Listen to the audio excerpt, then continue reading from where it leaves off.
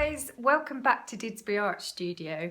I'm Sally if you've not met me before, and in today's video I'm really excited. We're going to be making this fascinator with some zebra print fabric. So let's get into this.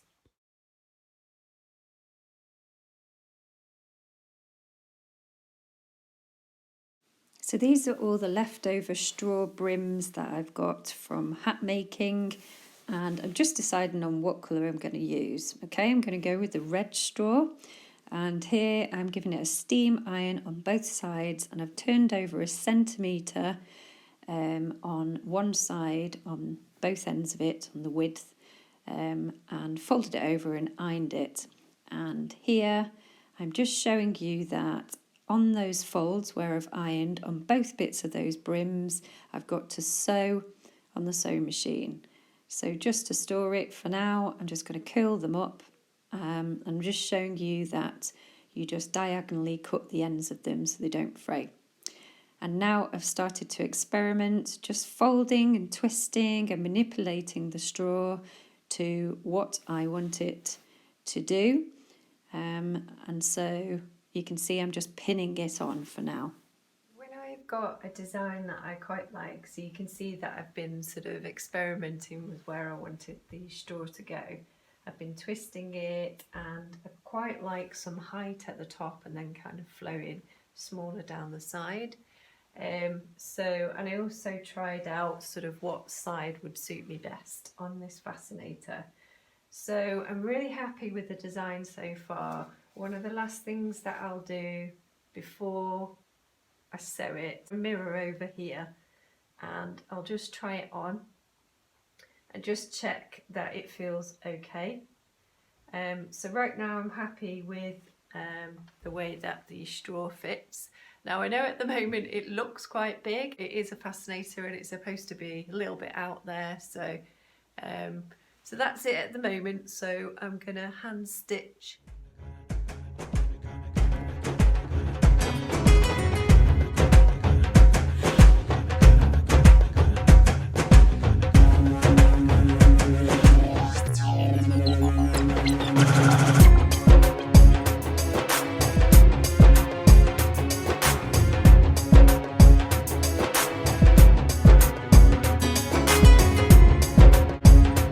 Do a little stabbing stitch just to hold all the twisty twirly bits together, and then I just use the glue gun to secure some of the loose ends really.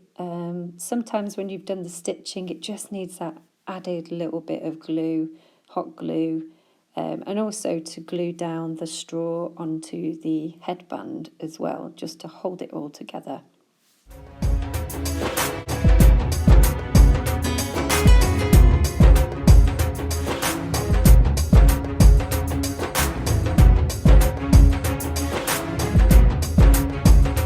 So run a stitch from one end of the fabric to the other. I really like it as it is, but I've also obviously made this zebra print ruching, thinking it really goes well with the red straw. So I'm going to take it off and I'm just going to have a little play around with how I want it to go. So I'm grabbing my ruching now, the zebra print fabric, and I'm trying to push the fabric through any gaps that I see that the straw has created. When I've twisted it and turned it, I've left intentional gaps so that I had a feeling that I was going to use the fabric with it. And the ruching just holds all the kind of gathered bits of the fabric together. So you can just play around with pinching and tucking the fabric in and out of the straw. And I'm just trying to find the best way of, I guess, how it looks.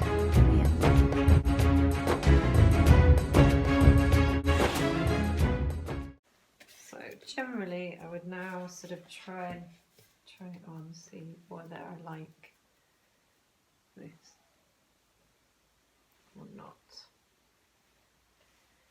So I do, but it needs me to just have a little go at moving the fabric around a little bit.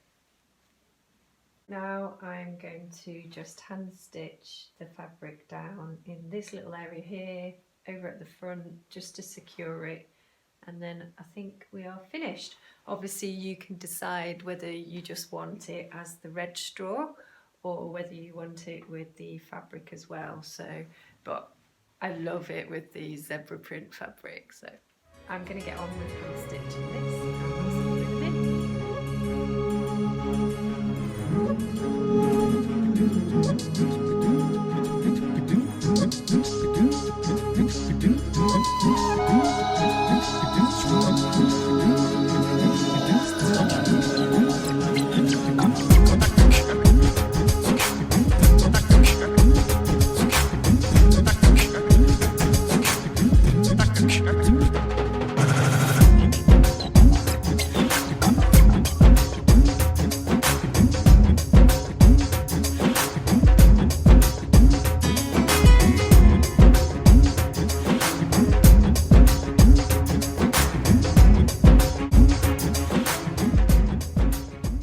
So would you like to see some more videos like this one? Then don't forget to subscribe, like and comment, and I would be super happy.